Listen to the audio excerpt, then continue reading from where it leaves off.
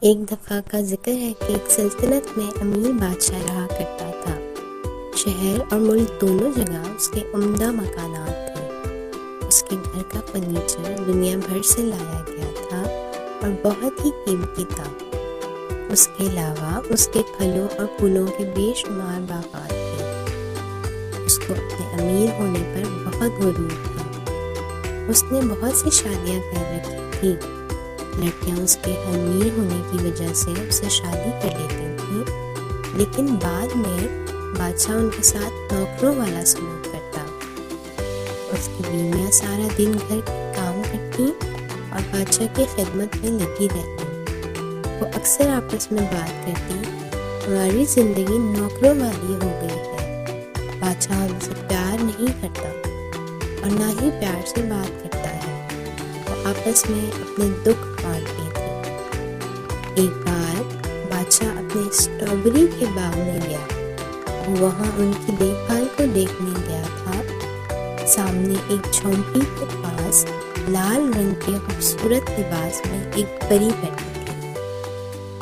وہ وہاں کپڑے دھو رہی تھی۔ بادشاہ کو پری کے دل کو پری بھا گئی۔ اس نے محل جا کر اپنے ساتھ سے اس کے بارے میں معلومات حاصل کرنے کو کہا۔ اگلے دن اس کے نوکروں نے تفصیل معلوم کی اور بتایا کہ وہ پری نابینا ہے اور اپنی دادی کے ساتھ رہتی ہے۔ اس کا نام سارا ہے۔ بادشاہ نے اس کی دادی کو خط بھیجا جس میں لکھا تھا کہ میں آپ کی پوتی سے شادی کرنا چاہتا ہوں اور مجھے ہاں میں جواب چاہیے۔ دادی نے سارا سے بادشاہ کی خواہش کے بارے میں بتایا۔ سارا جو کہ بادشاہ کے غرور سے واقف تھی، اس نے صاف انکار کر دیا، لیکن بادشاہ بار بار پیغام بھیجتا رہا۔